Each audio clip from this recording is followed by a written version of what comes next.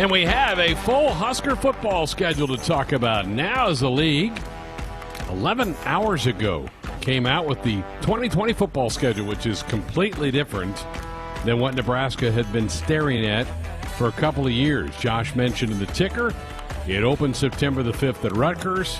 The next two at home, Illinois, Wisconsin, then to Iowa, home to Minnesota, to the Horseshoe to take on the Buckeyes, get a bye week, go to Northwestern, come home, play Penn State. Get a second bye week, go to Purdue and Michigan State at home to round out the schedule. Obviously, there could be interruptions, changes, deletions, additions to the schedule as we move along, but that's what it is set right now.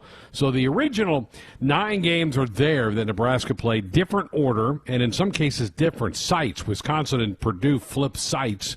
Huskers were supposed to go to Camp Randall, get Purdue at home. They're not going to flip that. They're going to get the Badgers at home, go to Purdue, and then that will change future schedules as well for Nebraska, which will mean in future years Nebraska won't have to make trips to both Wisconsin and Iowa in the same year, which is the way it has been set up. That will now alternate because of this schedule change here. And Michigan State is the addition to Nebraska's schedule at the end of the year. The Big Ten didn't give people, Ben, a lot of time. They kind of were hinting last night that it might come out today, but then, bang, right out of the gate, 7:30 Central Time, there it was, the schedule popping out. What were your thoughts when you saw it pop up on the screen? Yeah, first of all, just glad to see it. And I think the thing that I was most looking forward to, besides just the schedule being released, was hearing from the commissioner today. Hearing him speak, it was something that I'd been waiting for. We don't know a lot about him just yet and what his leadership style is going to be.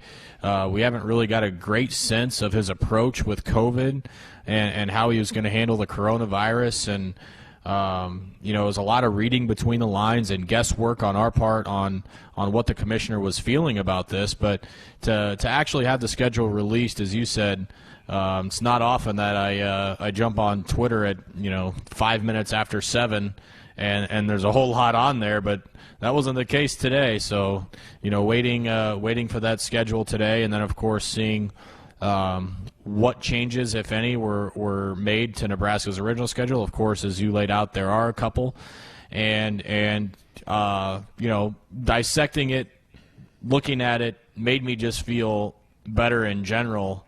Because for once the talk wasn't about the virus destroying football. It was about, okay, well, who's got who added Nebraska added Michigan State, who did the other teams add? It was nice to be able to just to look at that for a minute. And then, of course, that's pretty short-lived knowing what's to follow, because there's a lot of coronavirus-related material and conversations and questions to be had now that this has been done. And now moving forward as such with the season, you can start figuring out some of those logistics and other questions. And obviously, a lot of the conversation geared quickly to the Big Ten player union that we heard put out a statement with over 1,000 Big Ten student athletes regarding the health and safety, not entirely dissimilar to what the Pac-12 did the other day.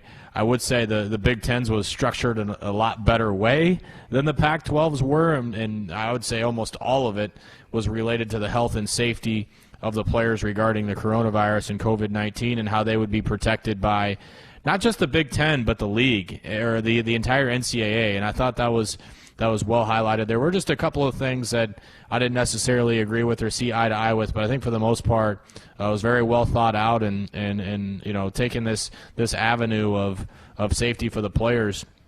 And then, of course, you had a lot of Husker players sound off today too, which I thought was great, because you read that statement and it sounds like they're speaking for the entirety of the league in all 14 schools. Well, I think by hearing from Nebraska's student athletes today, they separated themselves from some of those others that felt they weren't being treated fairly or their best interests were being looked out for.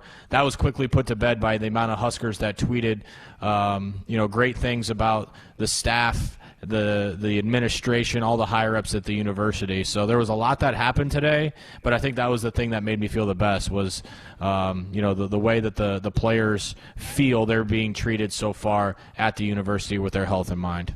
Yeah, the unity demand thing came out late morning, and it seemed like it was maybe being spurred by a lot of Northwestern students. At least that's kind of the feeling that I got, that they were really kind of taking the lead on this whole thing. But then it was, as you mentioned, it was an avalanche of Husker players quickly posting, Nebraska's been great, doing everything by the book. We're very comfortable with what's happening here. Let's play ball. Let's go.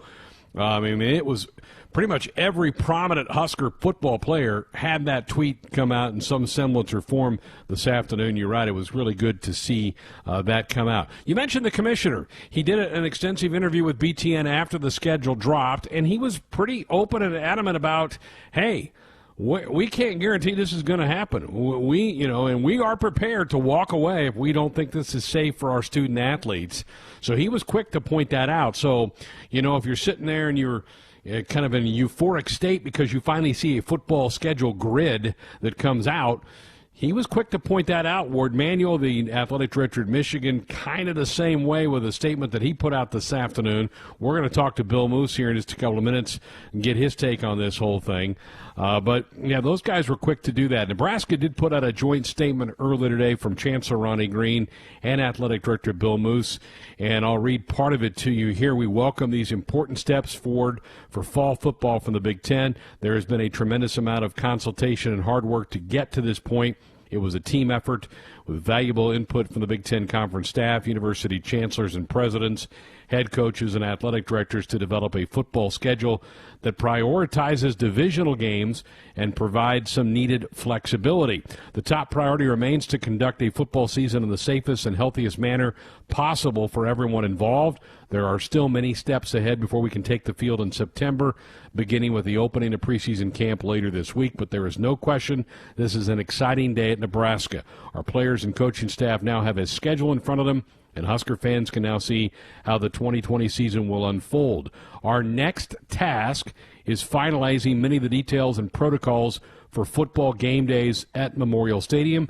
We will be announcing those details very soon after consultation with state and local officials. Nebraska is getting closer to seeing their beloved Huskers take the field. We and all of Husker Nation very much look forward to our first away game on September the 5th at Rutgers and our first home game the following week against Illinois. And we'll get to that with Bill Moose as well about what does that mean for home games? What does that mean for season ticket holders?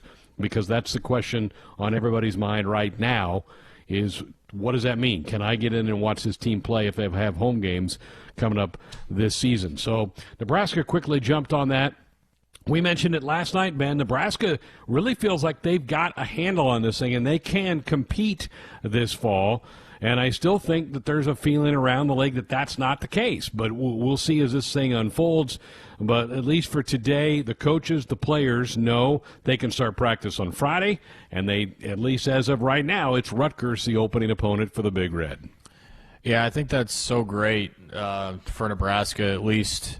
It's something to hang their hat on, not only to have the players back up, what they've been preaching, but, to have an administration that's willing to, kind of put it on the line while sticking up for their players. It's great. It's great to have that. And you're right that the Huskers really want to get this done. I mean, Nebraska wants to play this season as bad as anybody.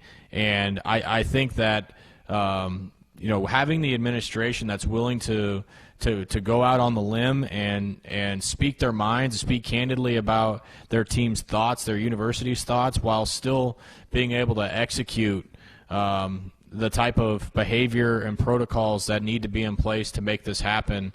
It says a lot about the ingenuity and just the brain power that's going on at the leadership position at Nebraska. So I'm sure Bill Moose and everybody else over there, Ronnie Green and even the head football coach, probably felt great to see those players come out today and drive home the point, made them feel like their job and their efforts were being recognized by the players. So it'll be interesting to see how this pans out, because based on that statement by the Big Ten Union today, that indicates that teams in this conference, and we kind of said this yesterday, Greg, are all over the map on where they're at with this pandemic and where they're at with how they want to approach this season. And I think Nebraska is one that are kind of carrying the flag and kind of leading the charge on the teams that want to get this done. And that was evident today by the hashtag that a lot of those players uses, "We want to play football." And, now at least there's a schedule in front of them, and camp opens on Friday officially. So let's hope things can continue to move in that direction. All right. Full plate for us tonight. Bill Moose coming up here in a couple of minutes. We'll also have continue our preseason top 25 countdown.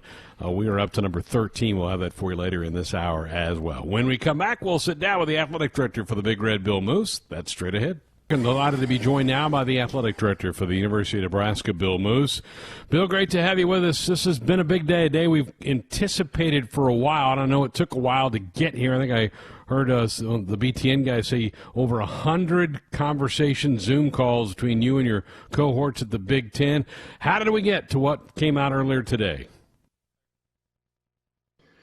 Well, it didn't happen overnight, and I got to say I was at first surprised, but then actually realized that we have met as many times as we have as Big Ten athletic directors and with the Big Ten staff, over 100 meetings going all the way back to mid-March.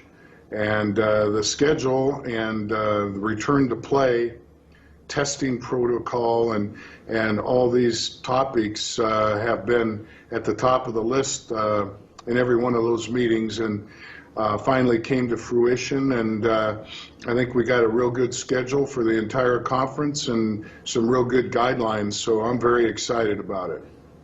Bill, the Big Ten's the last of the Big Five to come out with their schedule, and you're also going to start the earliest of anybody on that weekend of September the 5th. How did the conference arrive at starting on that date?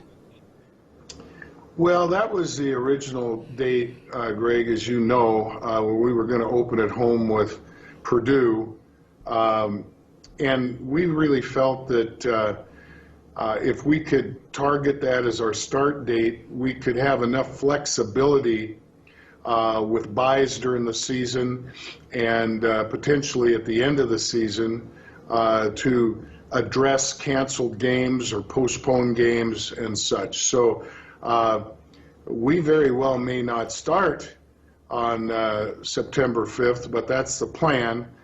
And I honestly think that most, if not all, of the schools will begin competition on that day. But we do have some leeway to call an audible when we need to. Okay, you mentioned the testing. The new protocols that were put out today are going to have a third-party tester to come in. I hadn't thought about that. It makes sense. How did the conference arrive at that? Your thoughts about a third-party group coming in to handle the testing? I can honestly say of all the things that we've talked about in detail, the testing piece was by far the most. The safety and well-being of our student athletes being our top priority. And that's why in the very beginning we made the decision and announced early that we were going to compete with a conference-only schedule so that we could control our footprint with consistent testing, and then that evolved into how the tests are actually going to be conducted, how they're going to be performed, and to be consistent, it was felt that a third party was necessary to conduct the testing. Bill, earlier today that there was a movement called Unity coming out. A lot of players apparently around the conference are wanting to make sure that the medical protocols are in place. How many conversations have you and the staff and the coaching staff had with your players about this and to kind of ease their fears as they set to embark on this thing? Well, I've communicated with all of our student athletes on a couple of occasions, and their individual coaches have in far more times than that. In my opinion, our student athletes feel comfortable. They understand that we are doing everything we can and really way out in front, in my opinion, in putting our protocols together for their safety. We've been in our facilities with our select group that are going to be competing this fall, and the 2 basketball programs basically since the beginning of June. So I tip my hat to our coaches and my wonderful staff for being very strict and following our protocol, which really puts us in a real good position to make this next move. On top of that, each institution had 2 student athletes, 1 football and 1 of the other fall sports, and that was primarily volleyball and women's soccer, on Zoom calls with our commissioner and the staff, and our athletic directors were listening in to get their concerns. It was very helpful, very insightful, and really, I think, a real good and valuable piece to the decisions that have just been made. Bill, the unity demands that came out from a group of Big Ten athletes much different than what came out of the Pac-12 Year-Old Conference last week. How much are you monitoring that, and are you concerned or worried that may spread across the country? Well, I've got 2 reasons to follow that. One is professionally and to really dissect what these student athletes are asking for and what is realistic, what we can work on and such. The other is a more personal one, because I have a son that's a Pac-12 football player, and I really, through conversations with him, had a pretty good idea of what that movement was going to be all about before it came public. So, hey, these are things that need to be talked about.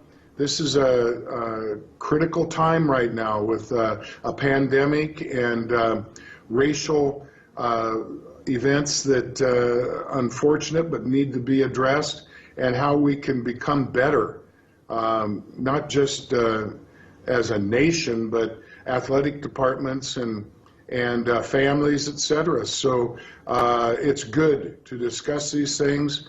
Hard to believe that all of these ideas and suggestions are going to be answered in any time soon, but at least we've got a real good feel of what the pulse is out there in college athletics today.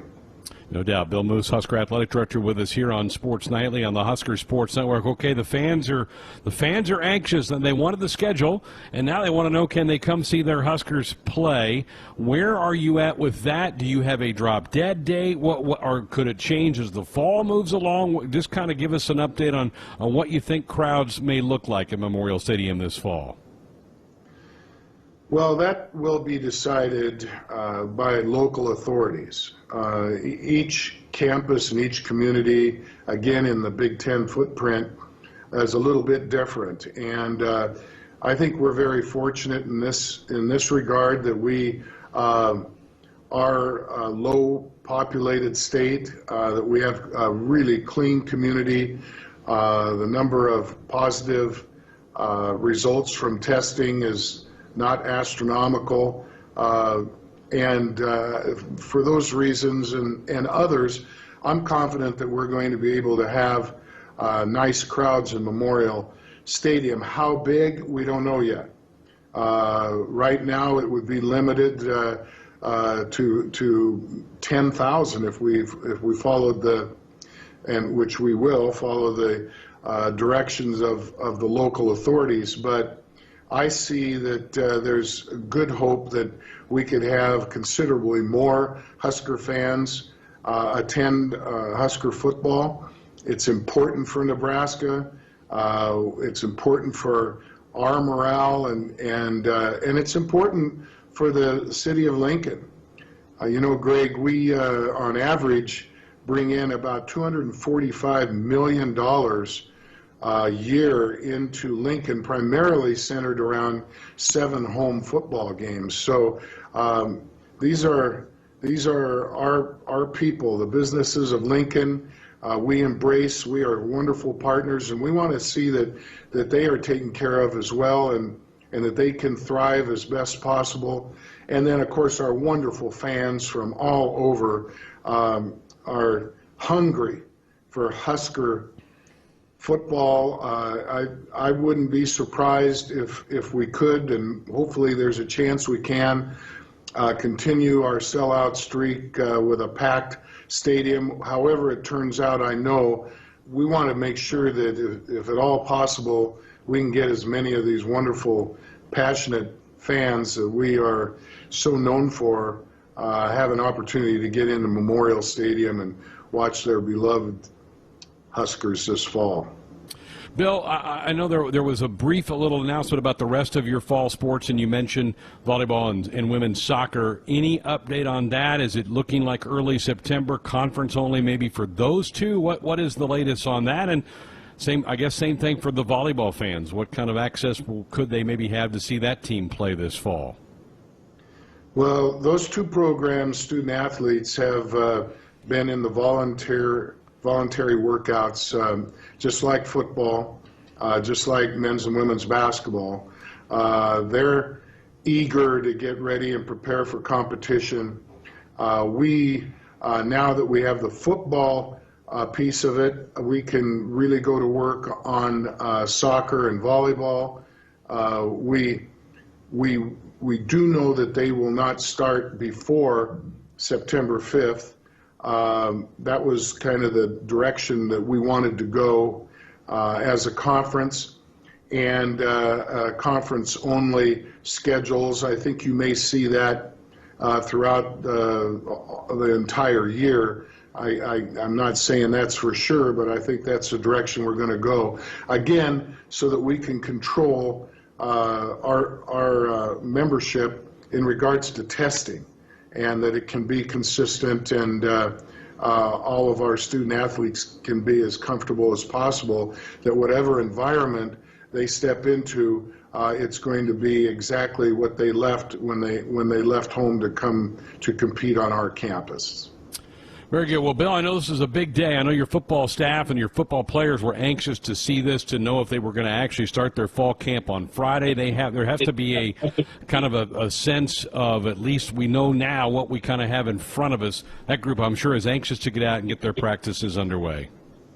Well, they are, and wonderful young people that we have in this program, but they came here to play. They came here to compete. They came here to enjoy the experience of being a University of Nebraska Husker athlete, and we want to provide that for them, and at the same time make sure that they are safe, that their health concerns are number one priority for us, and now we can get going. They know who to prepare for, and we can start making plans for airline charters, and hotel rooms, and bus contracts. Everybody's busy, and it's an exciting time once again. Very good. Well, Bill, thank you so much for your time. I know the last several months have been incredibly hectic. Let's hope we get some smooth sailing moving forward. Thank you, Greg, and go Big Red. There he is, Bill Moose, joining us on our Sports Nightly Hotline, brought to you by the Woodhouse Auto Family, bringing you more choices in brands, locations, and service. Experience the difference.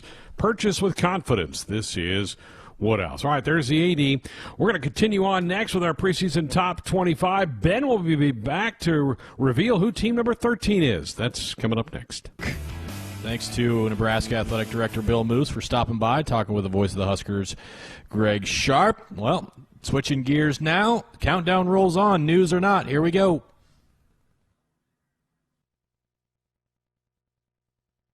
It's the Sports Nightly preseason top 25. Tonight, the snap, play action pass on the slant. Altman Bell on the run, 45 to midfield, off to the races, to the 30, crossing to the 20, to the 10, touchdown, Chris Altman Bell, 70 yards, Minnesota Golden Gophers. Number 13, the Minnesota Golden Gophers. Team number 13 on our preseason top 25 countdown, the Minnesota Golden Gophers. Andy Greeter from the St. Paul Pioneer Press helping break it down, the Gophers, with us here tonight. Andy, 13, let's just start first with the offseason pre-COVID and kind of the Minneapolis town flavor feel of the season that P.J. Fleck and the Gophers put together last year, 9-3, big bowl effort against Auburn, and of course some postseason honors for P.J. Fleck, coaches named him the Big Ten Coach of the Year. What's kind of the feeling and the mojo around the program with this team pre-COVID? Yeah, it's certainly high. I mean, they were 11-2 last year, had, monumental wins against Auburn in the Outback Bowl, and over then ranked number 4 Penn State here, which a lot of people look at as the best win on campus in 50, 60 years. So it's certainly high going into this next year, even though they do have some questions, and those questions grew with Rashad Bateman, the Big Ten Receiver of the Year, deciding to opt out on Tuesday. 11 wins for the program last year. Let's start maybe last year before we kind of jump into this year. When did you get the sense that they struggled a little early, had a little trouble getting by the non-com, but they won those games? They, as you mentioned, the big win against Penn State, of course, finished with Auburn. But following the team a year ago, when was it, Andy, that you got the sense that this team maybe looked a little different than some of the Minnesota teams that you covered, and they had a real chance? Yeah, 2018, there were a few games where they just kind of let slip away or never really narrowed the margin, and you could just kind of see that they didn't quite have the will to win, and the refuse to lose mentality, and that's what P.J. Fleck made the goal in 2019. So, while they struggled with South Dakota State and struggled with Fresno State and struggled with Georgia Southern, it never really felt like they were panicking. It never really felt like they were out of it. And they had some dramatic comebacks in those games. So you weren't quite sure exactly what they were, but they found ways to win, and they refused to lose, and that's what PJ wanted to see. I think things really kind of opened up when they started Big Ten play and really took it to Purdue, and Tanner Morgan, I think, had one completion in like 22 throws and was absolutely dominant. And I think that's when things kind of really turned, and they were able to put together more complete games, and that's when they really started to separate themselves.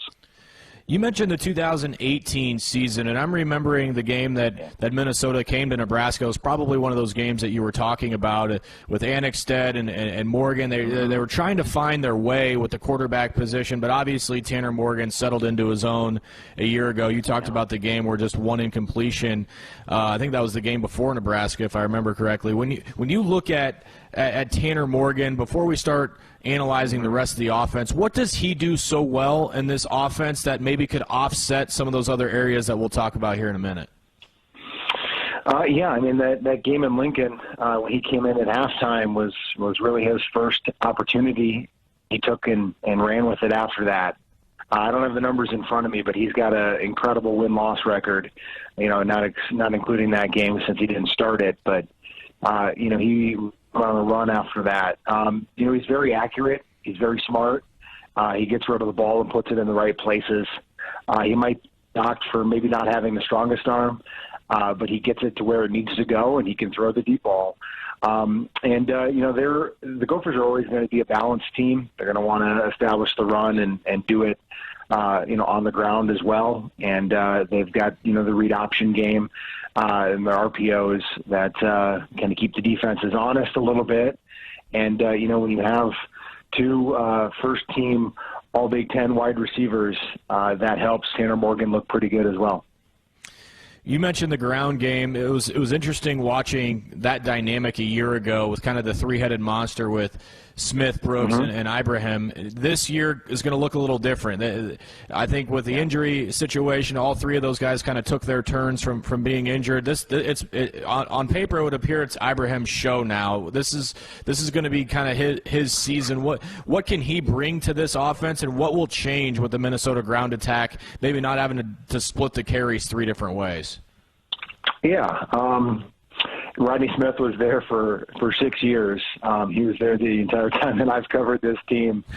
He called himself, great grandpa by the end of his sixth year. But, a very good player who got a free agent deal with the Panthers. They're going to miss him. He was a dynamic running back. He was probably their clear number one. But just the way that P.J. Fleck likes to have his team, it's a lot of Trussell ball, being a graduate assistant under Jim Trussell in, I think, 2006 at Ohio State. When they had a great team there. He always wants to have multiple running backs. So while Mo Ibrahim is going to be the number one, I'd imagine that there's going to be a kind of a sharing of the football with some other guys that still need to kind of step up and become established with this team. But Mo Ibrahim, he was a 1,000-yard running back in 2018 when Roddy Smith and Shannon Brooks had ACL injuries. So he's shouldered the before with those guys dinged up in the Outback Bowl. Ibrahim had a great performance there for a second consecutive bowl game. He's a tough runner, not going to, wow you with his speed, but he's going to be difficult to bring down. The wide receiver position we probably should have started there. I think you look at what that unit did put together last year with Tyler Johnson, who set school records, and obviously Rashad Bateman, who jumped off the page with everybody around the league when Mel Kiper, a day after the NFL draft, had him in his preseason for next year top 10 overall selection for a year ago. Two very dynamic players, and this offense would have looked a lot different had Rashad come back, but for obvious reasons, stepping aside and going to the NFL. A lot of attention going to be turned to Chris Ottman-Bell and Demetrius Douglas. What can you tell about these guys, Andy, that we maybe didn't get to see last year because of who was in front of them, but what their potential could be in the offense this year? Yeah, for sure. Those guys were the third and fourth option last year almost all the time. They had a few times where they really kind of showed out and made big plays. We talked about the non-conference schedule. Chris Ottman-Bell had the saving touchdown in overtime against Fresno State, and Demetrius Douglas had 2 catches to convert a 3rd and 30 and a 4th and 9 or something against Georgia Southern. So those guys have stepped up at big moments, but combined, I think they have 35 receptions last year. So they're going to really need to step up. And one thing that has been interesting with the Gophers is they almost never have thrown to their tight ends. It's never really been a facet of their passing game with Kirk Shiraka. But now with him gone to Penn State and Mike Sanford Jr. coming over, from Notre Dame and some other places that he's been, Western Kentucky and Stanford, in Southern Utah where he was with Jordan Love, Utah State, where he was with Jordan Love last year, the new Packers quarterback. It'll be interesting to see if they're able to incorporate the tight end more and just do it by committee. They've got a huge target, a guy that has been talked about for a while in Brevin Spanford, but he didn't catch very many passes last year. I think his continual progression is going to be important. And PJ Fleck was on BTN this morning raving about two true freshman receivers that are coming in that could jump up with the depth chart here this fall, this camp that might open here on Friday. So it's probably going to be by committee, but some of those guys that have done it on a big-time level, just not consistently. Now they're going to be asked to do so. Andy Reeder from the St. Paul Pioneer Press here to help us break down team number 13 in our preseason top 25 countdown, the Minnesota Golden Gophers. Let's flip sides of the football. Obviously, when you talk about Minnesota's defense, you're probably going to first start talking about the departures with Antoine Winfield and Thomas Barber, two very key cogs of this defense. We mentioned some guys that are going to have to step up on the offensive side. Sorry Martin might have to be that guy on the defensive side and the linebacker. When you look at Minnesota's defense, where does it start this year without those guys with Coughlin, with Barber, and with Winfield? Yeah, they had 4 guys drafted last year. Kamal Martin and Chris Williamson, their nickelback. Kamal Martin, another linebacker. So, yeah, they're going to need to be better, and they're going to need to find replacements in the middle of that defense. From the nickel to the will to the Mike linebackers, those are going to be important positions that they're going to need to fill. So we'll see if they're able to do so. Yeah, obviously Antoine Winfield Jr., that name for anybody that follows football, with what his dad did at a Pro Bowl level for the Vikings and the Bills and a little bit for the Seahawks. He was a unanimous All-American. So that's going to be a difficult place for them to fill kind of in the box safety. Tyler Newman is a 4-star guy, maybe the highest rated guy in their class. In 2019, he played 12 games last year on special teams and got a taste. He looks the part as a safety, but he's going to be thrown in after Winfield, kind of ran the table last year, not coming off the field very much defensively after having a few years where he couldn't stay on the field. There's question marks all over that defense as they try to replace 4 NFL draft picks. Now, I think they do have some things that they like on the defensive line. Both of their interior guys are back. Boye Mafe, a rush end who played behind Carter Coughlin, who's now a New York Giant. He was on, the Athletics freak list. He's got a 40-inch vertical. He certainly looks the part as an imposing rush defensive end, but was mostly playing behind another Minnesota guy in Carter Coughlin. So it's about seeing these young guys who have gotten a taste, seeing if they're able to emerge. It's very much like the wide receiver position where they feel like they have the depth, but we won't be able to see that until the first games. Andy, you mentioned PJ Fleck's appearance on BTN earlier today. I caught that as well, and one of the things that stuck out about his comments was the September that Minnesota has, starting right out of the shoe with Michigan State on the road. Then you get Michigan and Iowa at home, then on the road at Camp Randall against the Badgers in Wisconsin. Pretty grueling 4-game stretch there. When you look at the new schedule put in front in Minnesota, hard to throw around that word expectation with just the bizarre, the ambiguous situation that we're given right now in our society. But when you look at the schedule in front of Minnesota, what do you make of it, and what should Minnesota fans expect, especially considering their first 4, potentially 5 games with Nebraska on the road following Wisconsin early October? Yeah, I mean, it's going to be a challenge for sure. I mean, Michigan State is a little bit in a rebuilding mode, but, they have a new coach in Mel Tucker that is going to be bringing his style from Colorado, and it'll be interesting to see how they're able to play right away against a scheme that they haven't done, and they won't have any non-conference games to kind of get up to speed. So that'll be interesting. Michigan State had one of their defensive ends decided to redshirt today, so Micah Parsons at Penn State and this D lineman at Michigan State, some of the defections are continuing to add up as COVID takes players out. I mean, it'll be interesting to see if they're able to, go 2-2 or 3-1 in those 4 games. It'd be amazing if they were able to go 4-0. I don't really see that happening, just given how difficult it will be with all the new pieces that Minnesota has and playing those 4 teams to start the year. You kind of wonder if those 4 games are going to play out like they are expected to or are scheduled to, just given where we are with coronavirus, and if some of those games are eventually delayed, and if that kind of benefits the Gophers, if some of them are pushed back, and it's a little bit maybe more of a balanced schedule, maybe not as front-loaded. But, if the Gophers are able to come out of that at 3-1, I think that they'll be in the driver's seat. But, I think maybe 2-2 is maybe more likely expectation.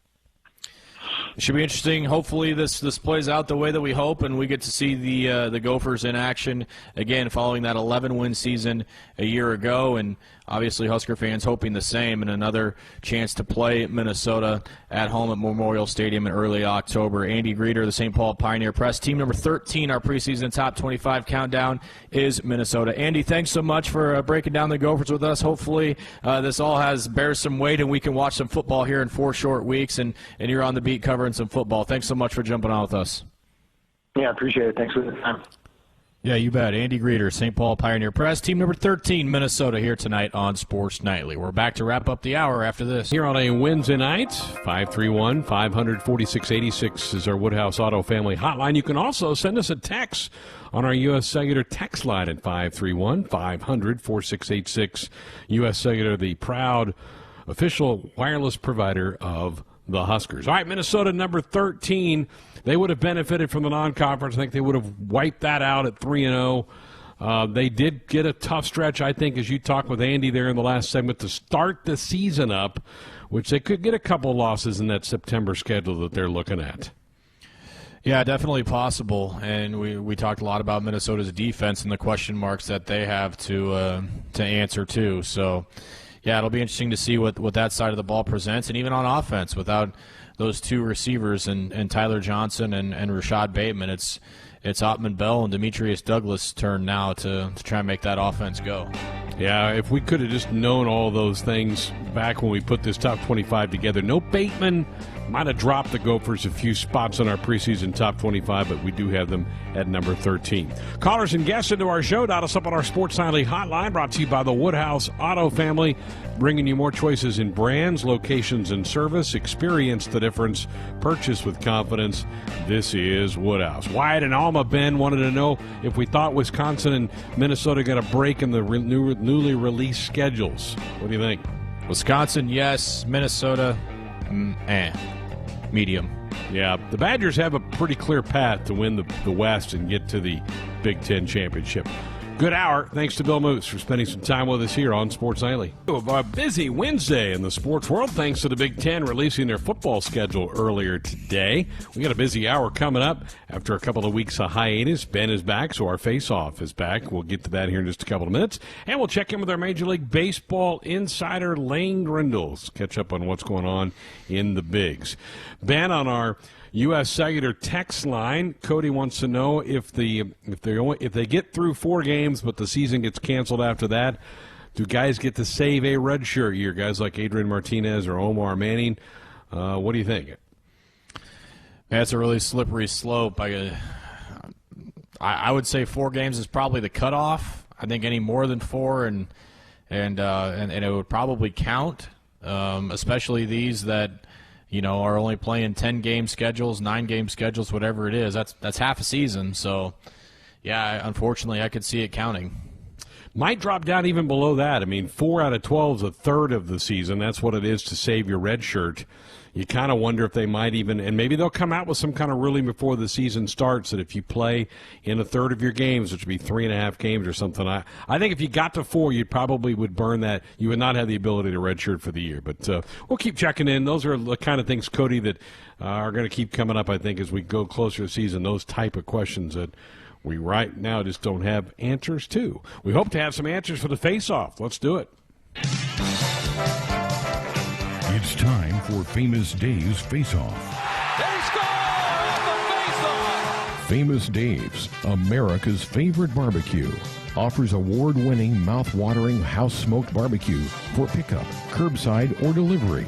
Order 3 ways, online at famousdaves.com, through the Famous Dave's app, or call your nearest location in Lincoln, Omaha, or Bellevue. Famous Dave's, locally and veteran-owned. Let's go. Mano a mano. You, me, right here. Right now. Now, here are your hosts, Josh Hilkeman and Tim Curran. All right, here we go. A couple of weeks hiatus, like you said, Greg, and a longer hiatus for Tim. He's back in his rightful place as co-host of the Face Off. We've had some rotation through Brett and Austin, and different luck with all those guys. But Greg, I'm sure that you, most of all, are probably the most happy that Tim's back. You had great success early on with Tim as co-host. Yeah, Tim is solid in this role, just really rock solid. Yeah, in fact, this was my idea, the Famous Days Face-Off. Josh actually came up with the game itself, but I am still taking all the credit, so you guys are most welcome for that. Shocker. Well, don't know how to follow that up, but maybe a recap. I was going to say how a things have recap. gone? That is a great idea. So we have played 16 times, and right now we are tied 8-8 between Greg and Ben. Wow.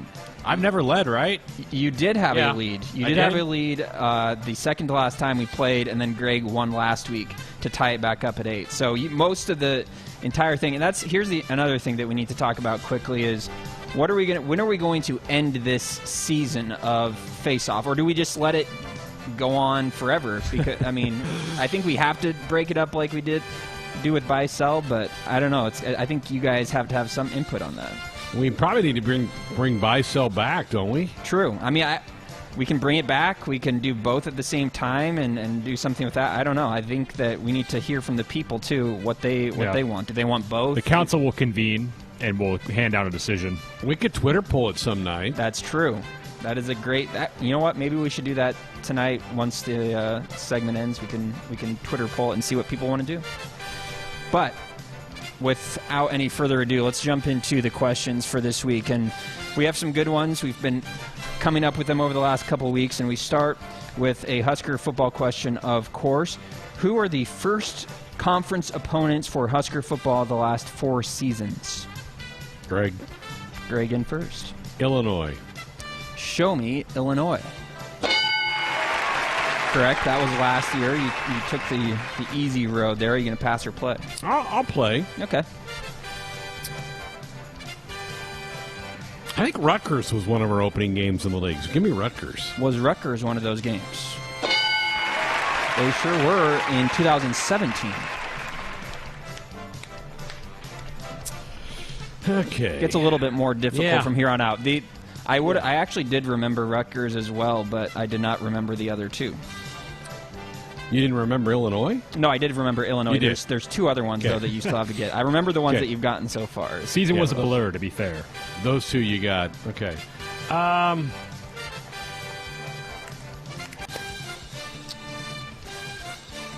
You're right. It gets a little harder from here. Let's go Michigan. Show me Michigan. Steel trap. That memory.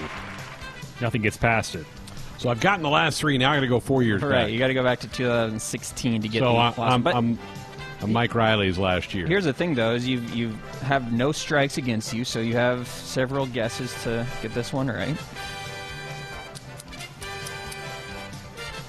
Why do I feel like it was Illinois twice? Is that an option? Can I go Illinois twice You or can not? say whatever you want. That Give me Illinois a second time. is incorrect. That's So I thought that's, that that's a that good Friday guess, night though. game, and it was in Champaign, that Friday night game with Tanner Lee, but I guess maybe that wasn't our first conference game that year, so okay.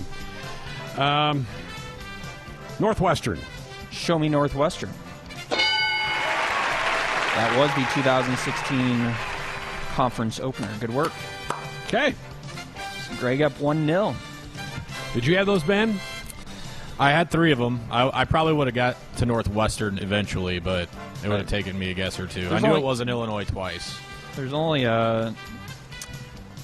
so many teams in the Big Ten. Right. And you play Iowa late, and you played, other teams late. Right. Our next question takes us to the world of ice hockey.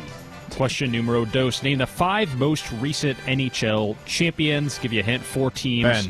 Ben. 1 team has 2 titles in that span. Ben, you buzzed in. What do you got? Washington Capitals. Show me the Capitals. Yes, in 2018 they were named the champions. Pass or play, Benjamin? I'm playing. All right. You get 3 other guesses, and one of them has won twice. The St. Louis Blues. Show me the Blues. Yes, the Blues, the greatest of all hockey franchises, won it God. last year. I my believe the objective one that opinion. won twice was the Pittsburgh Penguins. Was it the Penguins who won twice? It was indeed 2016 and 2017. Tim, do we give back-to-back. Ben extra credit for naming them as the team that won twice? There's no extra credit, well, so I don't. I'll give him a gold star. Okay. I'll Oh, mail it That's to more his than you house. normally give Hey, yeah. on extras like that. The council's stingy on these matters, but I'm feeling generous The today. Tim so. Curran Gold Star is worth something. But the real gold star comes if you can get the next winner in 2015. How many more do I have to Going back. get? Just one. One. Just one. All right, there's 2 teams that I think it could be because they were like alternating. Give me the Kings. Is it the Kings? It is not. It is not. That's a one strike. Great guess, though, because they won it the year prior, 2014. Okay, and it was the end of this team's run. That's the Blackhawks. Was the Blackhawks? It was indeed. Ben won that round. Tied at 1. Big Tampa Bay Lightning. Ben. When did Taking Nashville advantage. win it? I don't know. Nashville? I don't think they have. Well, they made a run. I don't know if they actually won it. Did they? The Predators. I don't think they've I ever thought won they it. did. All right. Okay. I right. thought they won. I thought they had a winning year, but maybe not. All right, we move along to question number 3 and some Major League Baseball. Who are the 4 MLB franchises to lose at least 110 games in a season since 1950? Ben. Greg. Ooh, Ben in first. The Mets. Show me the New York Mets. Correct. They did it in 1962. Pass or play? I'll play it. Okay. The Baltimore Orioles. Show me the Orioles.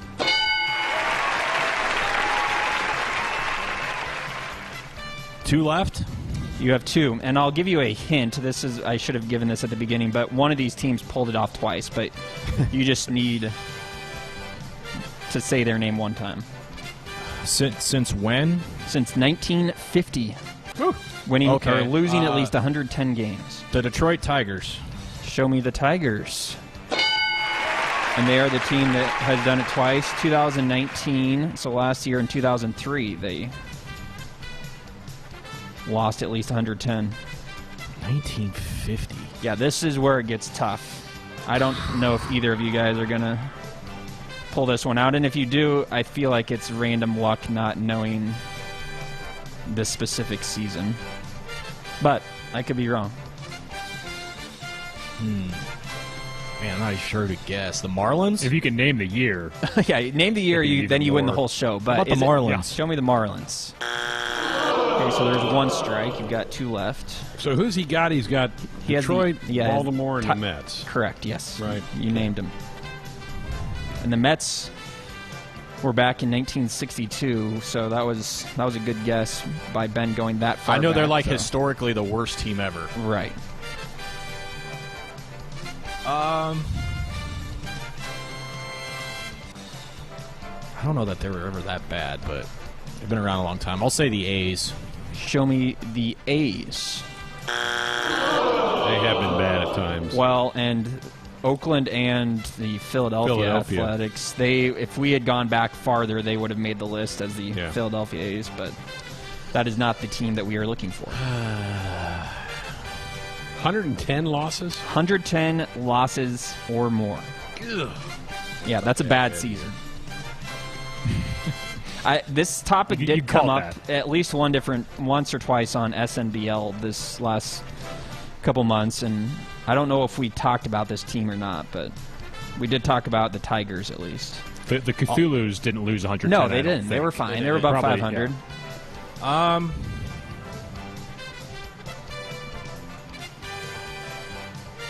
Dang, this is hard. Yep.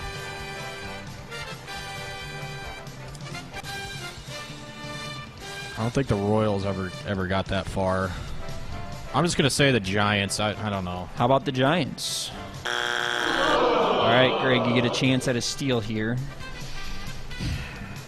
Between 2 teams. Okay.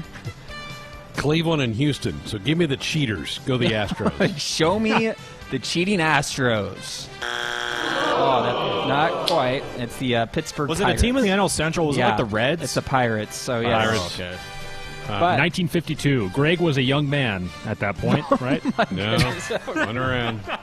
Tim. Jeez, Wow, Tim. you came into the show on Greg's side because you were a good luck charm, and now you're trying to... Took exactly 2 categories for him to turn his back on you.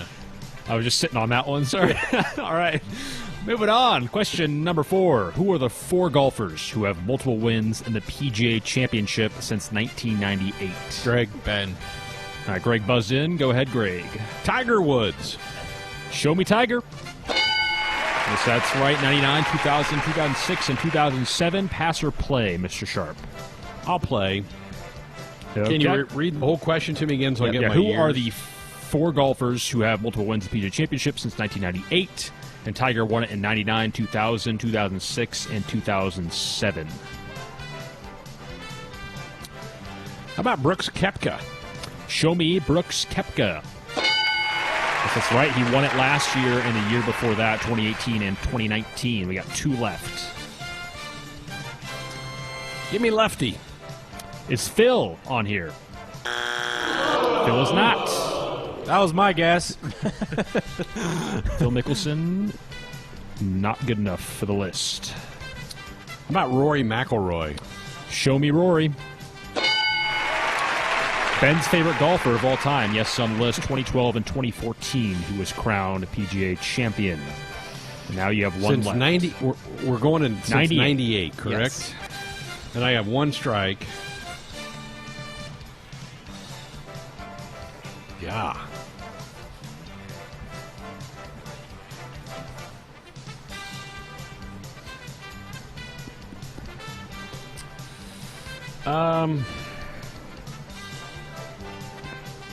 I don't like this answer, but I'm going to give it anyway. Padraig Harrington. Is it Padraig Harrington? No, siree. That is strike 2. You have one more chance, or I guess you could pass it on to Ben. You can send it my way. I'll give it a crack. I'm sure Ben has a guess. I have a guess. I don't think it's right. This one is tough. I think the three you got, they're Hey. easier. Can we cool it with the hints? Right. It's not a hit. It's just a assessment. Keep your assessments to yourself. Man, I'm shocked Phil wasn't on there. That he hasn't won multiple PGAs. Shocking indeed. Rory's last major, by the way, was the PGA. There's just a little trivia for you there. 20. That's Fun. his last major was 6 years ago. He's washed up. Time to hang it up. Hey, not washed up, but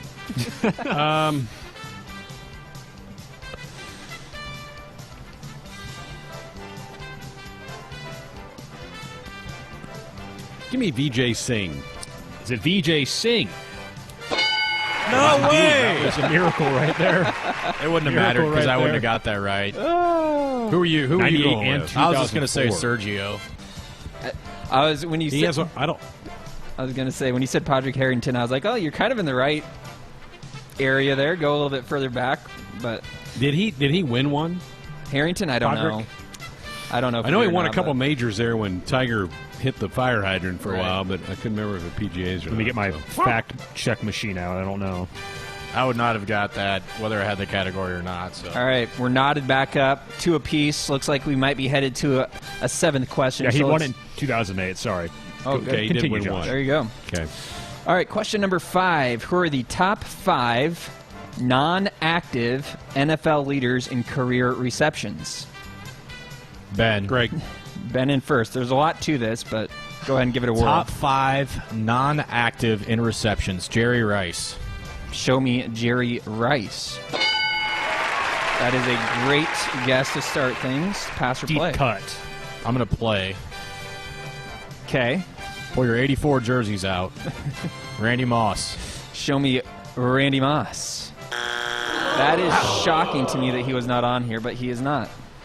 Patriots legend, though. Appreciate Ben giving him a shout out. How many more do I have to get? 4. You have a lot. This is probably the toughest Anquan category. Bolden? Show me Anquan Bolden. No way! I mean, there's some good guys on this list. We're talking non-active here, so... Man, now I'm this is like super all nervous. time. Yeah, Bolden's been playing for like 50 years. You should be nervous because there's 4 names out there. That's a lot of names for Greg to guess if you don't get at least 1 or 2 more. Greg is furiously writing down some guesses. I am.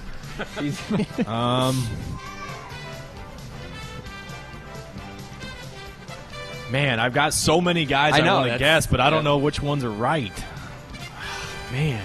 Jerry Rice, by the way, the all-time leader with 1,549. So that's the mark to reach.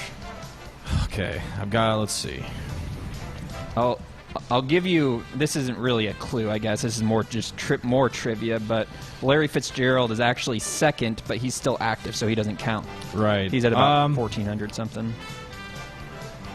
I'm going to guess him because if he's wrong and Greg guesses this guy, I'm never going to hear the end of it. Tony Gonzalez. Show me Tony Gonzalez. Yes. Thank you. I was hoping you would get that one. Well, I'm all paranoid now that two of my instinct guesses were wrong. So I can't believe Anquan Bolden's not on there. Tony Gonzalez, 1,325, which is actually second in the non-active leaders. So, which is amazing. How many more for do I have tight to end. get? You have 3 left. How about the other Minnesota Viking, Chris Carter? Show me Chris Carter. There we go. Now you're on a roll. Now you're. Dang it. Yeah, Greg. I had that one. Yeah. I was hoping you weren't going to go with that. How many left? You have 2 left. I did not have Tony G, so it's good pull.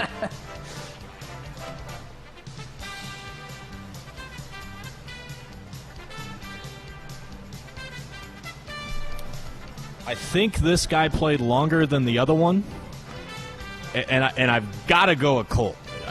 Peyton Manning completed 1 billion balls in Indianapolis. You did. I'll take the older one, Marvin Harrison. Show me Marvin Harrison.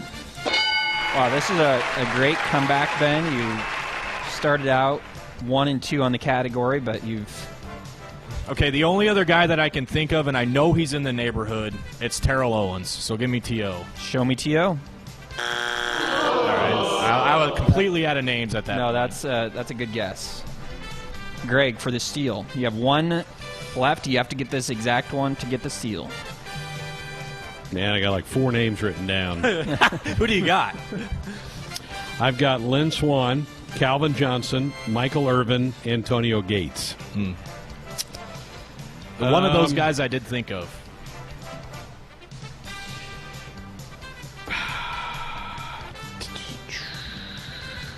No help over here. Give me Antonio Gates. I'm going another tight end. All right, another tight end. Is it Antonio Gates for the steal?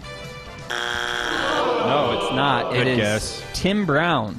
He was actually 5th Really? behind Chris Carter. So it goes. Where was Reggie Wayne? I don't know. Okay. I would have to look again. I feel like they're both probably comparable, but Marvin had Peyton Moore in his prime, so.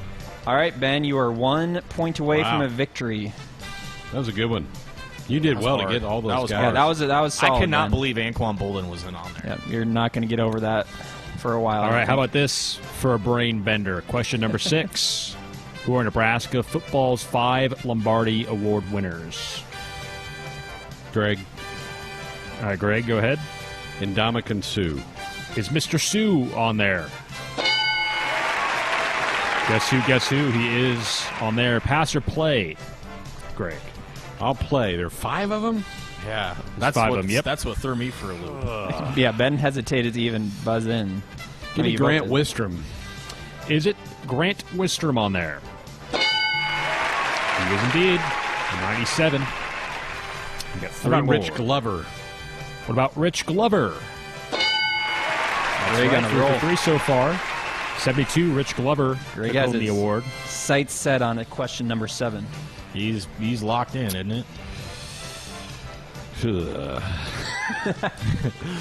Those are the easy ones right there. They probably could have got those. Larry Jacobson. Is Larry Jacobson a Lombardi winner? Larry He's not. Jakes. How about Trev Alberts? Is Trev Alberts a Lombardi winner? No, sir. You got one more guess. Or 2 if you get it right.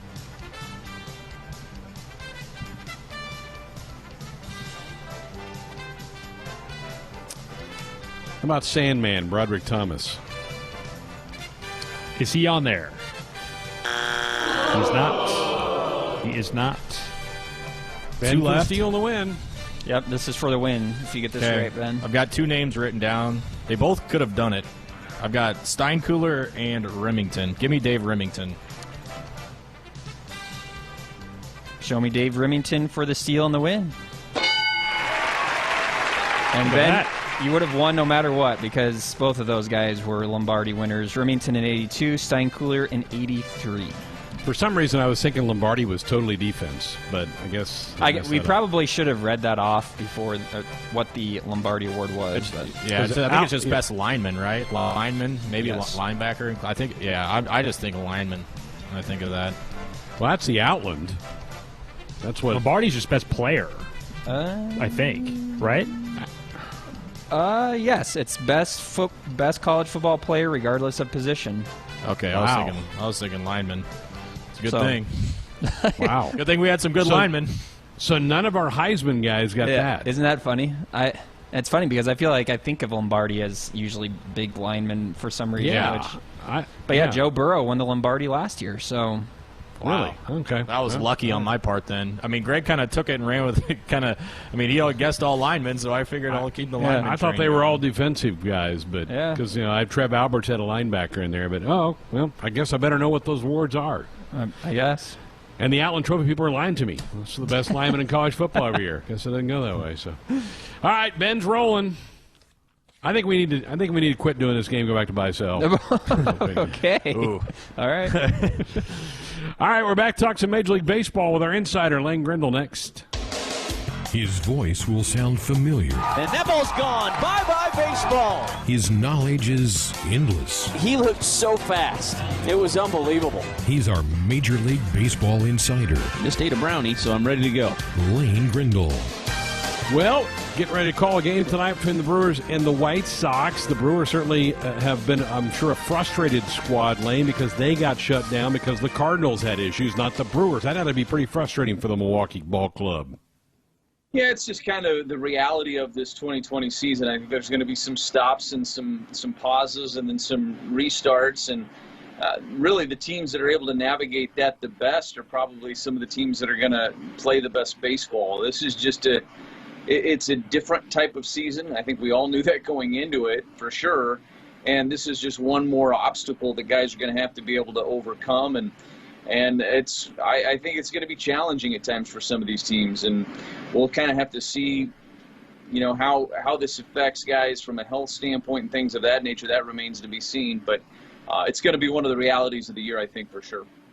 Now, the Cardinals are anticipating to be able to come back and start playing on Friday. The Marlins resumed last night. Now, they had to dig deep into their 60-man pool to fill the roster. And one of those guys was Monte Harrison, who was going to be a Cornhusker before getting drafted high by the Brewers, incidentally. And now he's with the Marlins. And I know you've had a chance to watch and talk to Monte in the past. Yeah, Monte's a good kid. He's a really exciting athlete. I mean, that's the thing about him that stands out. The first time you see him on the field, whether it's the baseball field or like in Nebraska, he was going to be a wide receiver there. And, of course, his brother's in the NBA. I mean, Monte can do just about anything athletically that he wants. It reminds you a little bit. I mean, I always hate comparisons, especially to one of the great athletes ever, in my opinion, in Bo Jackson, but a little bit like that just in terms of explosive, can play multiple sports, tons of power, tons of speed. He's an exciting guy, and I'm happy for Monte. I mean, it hasn't been a real easy linear path to the big leagues for him. He had multiple injuries that held him back. Then he was traded, of course. He was in the Yelich trade. And so it's been a little bit of a ride for him to get to this point, but I think he's really talented, and he's certainly not short on confidence either, which I like about Monte. So I think it's going to be fun to watch his career. His mentor is Danon Hughes, the old Iowa Hawkeye that played for the Kansas City Chiefs. He was a minor league baseball player too. And I actually called a football game this fall with Danon. I've gotten to know Danon a little bit. And, of course, Danon and Monte are really close. And so I know Danon thinks the world of Monte too and speaks really highly of him. So I'm happy for Monte that he made it to the show, and I hope he sticks around for a long time. Yeah, we've seen Danon a lot with Big Ten baseball down through the years, but he recently just got promoted. He's going to be the color analyst on the Chiefs radio network, so a big honor for Danon Hughes. Lane Grindle's with us, our Major League Baseball insider. Some real good stories early in the season. Aaron Judge just knocking the cover off the ball, Lane. This guy's off to a monster start for the Yankees. Yeah, and, he's had so many injuries the last two seasons. You started to wonder if it was going to be this 2017 Aaron Judge is the next big thing, and then would he ever stay healthy enough to get back to that point? And he looks like he's at that point again. He certainly looks like the guy that was an MVP candidate in 2017, and so I'm happy for him. He's a good guy. That's a really good lineup that he's in the middle of. They're going to hit a lot of home runs this year. But if he keeps doing what he's doing, he's going to kind of pick up where he was in 2017, and he'll become one of the big stars in this game if he's not already. You were prophetic a year or so ago. We were talking about Ohtani and his arrival in Major League Baseball and trying to both hit and pitch, and you're like, that's not going to last. He's going to have to just be a straight hitter. Had arm injury a year ago. It looks like he's got it again now. You were prophetic. You called that 18 months ago for us. Yeah, I just think that it's hard to do both, and I know that everybody's trying to be open-minded in this day and age and do different things, but I think at this level to be great, and everybody wants to be great, and it's so hard to be great at this level. I think at some point you eventually are going to have to pick, and I think that's going to be the case for him. Obviously, the injuries have mounted up from a pitching standpoint for him. A lot of people, I think, felt like that's where his greater ceiling was over here. So where does he end up going with it? I'm not really sure. But I think it's really hard to do both at this level with the great athletes that are at this level, the great baseball players that are here, all the data that's out there and how they can expose you.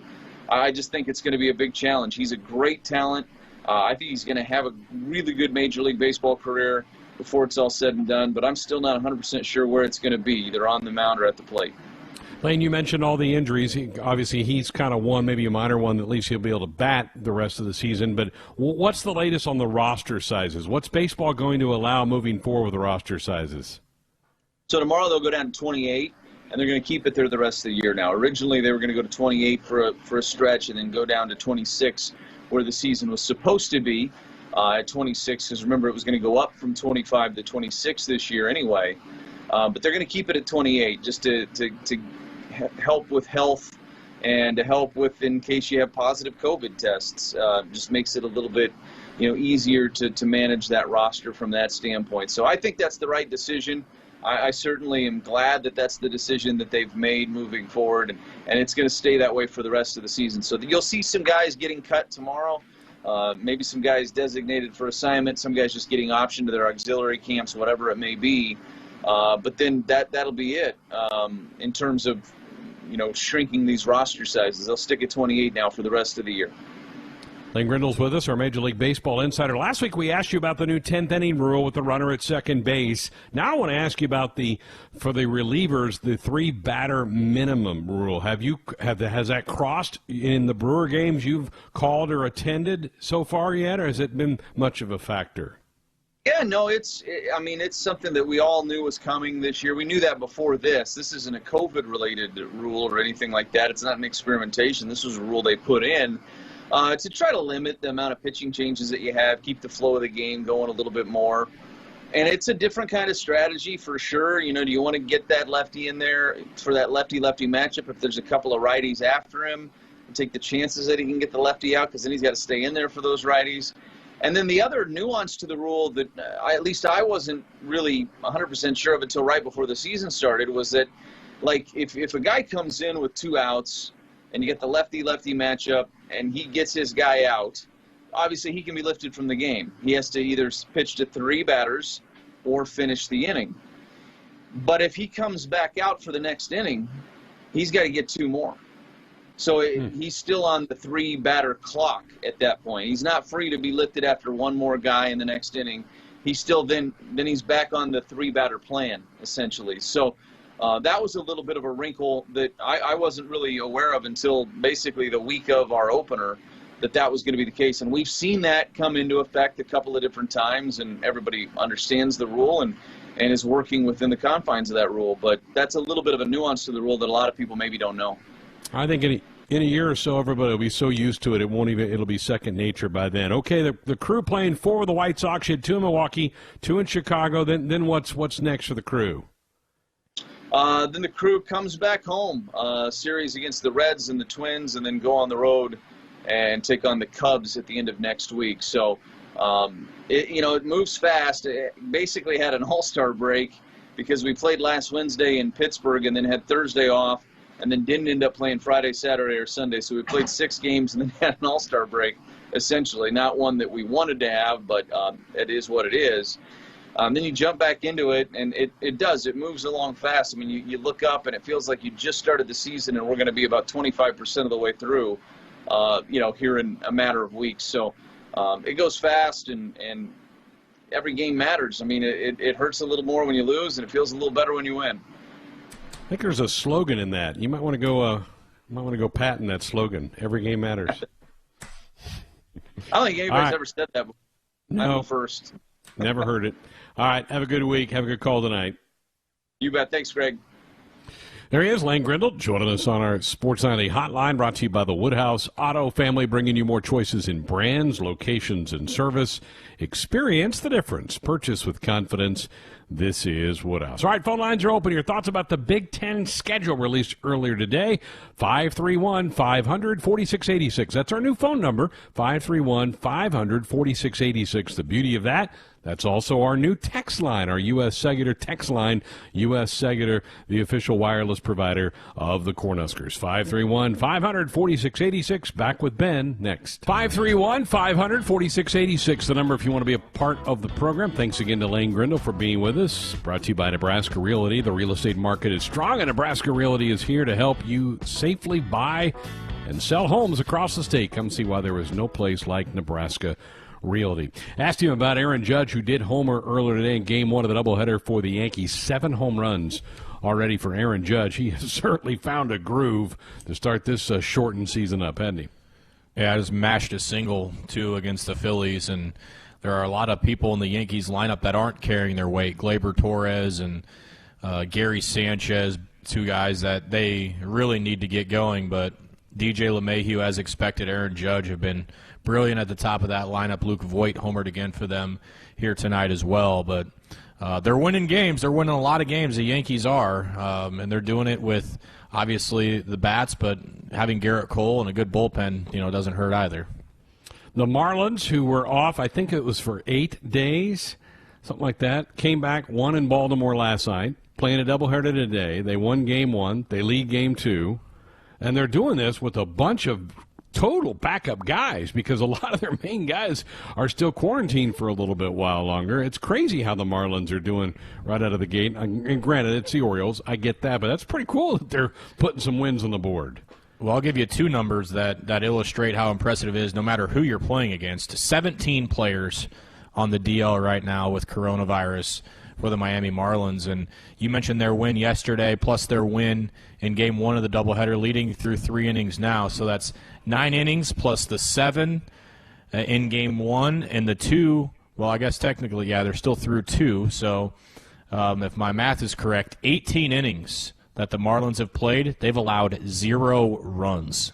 They won 1-0 in Game 1 and 4-0 yesterday. So they haven't allowed a single run. Granted, Baltimore's probably the worst offense in the majors. Kansas City and Detroit might have something to say about that, but I mean, to not allow a run in that amount of innings with those arms is pretty impressive.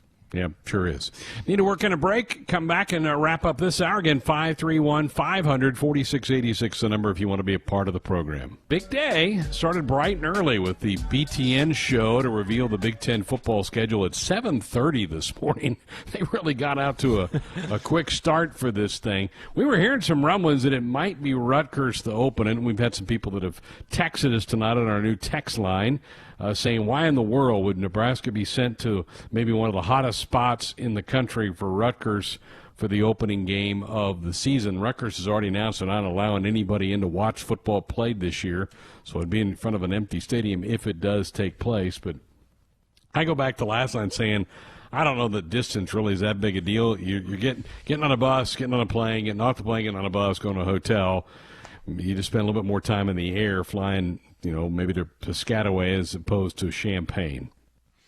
Yeah, it was funny being in touch with you this morning. You awake? Yep. You? Yep. All right, cool. Let's watch this. Let's watch this. Yeah, just funny how that ended up happening. But yeah, I mean, that's the obvious reaction. And again, it's Rutgers. I mean, we'd have a completely different idea maybe if it was on the road at Penn State, but.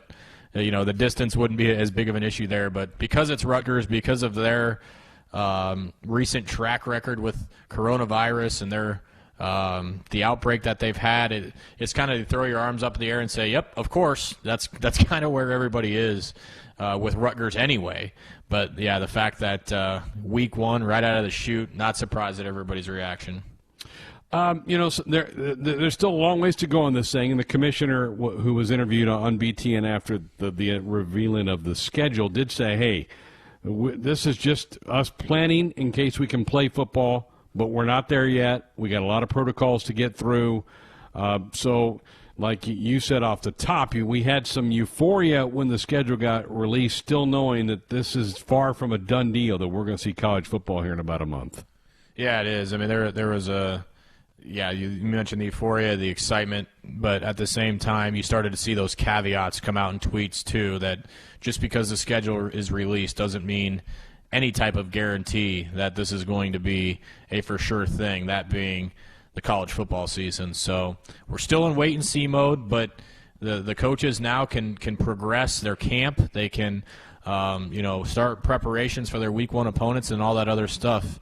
Until that plug is pulled, at least we have some type of direction right now. And it was great to hear the commissioner on the record too, in substantial length today, and just for the coaches too to maybe just peek inside the mind and understand a little bit kind of what's been going on and go from there. So yeah, I think overall today was a solid day, but I think there's still kind of a wait and see type mentality with this thing.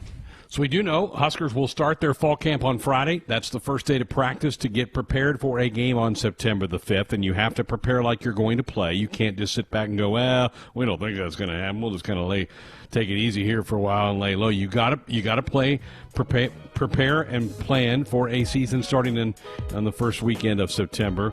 So that gets going for Nebraska on Friday. Husker volleyball did have their first workout today. I'm puzzled by that because they don't get as many practices up to their first match as football does, and they can't. Well, the commissioner did say today with the release that they can't start until Labor Day weekend. So I'm surprised by that, but hey, they know better than I do. Callers and guests into our show. Dial us up on our Sports Nightly hotline, brought to you by the Woodhouse Auto Family, bringing you more choices in brands, locations, and service. Experience the difference. Purchase with confidence. This is Woodhouse. All right, tomorrow night, we'll continue our position breakdowns. Don't want to miss this. Quarterbacks tomorrow. Mario Verduzco will join us. We'll get his take on that position. We'll rank it out with the rest of the Big Ten West. Teddy Greenstein will stop by his normal Thursday stop to chat with us. And we'll continue our preseason top 25. All that coming up tomorrow here on Sports Nightly.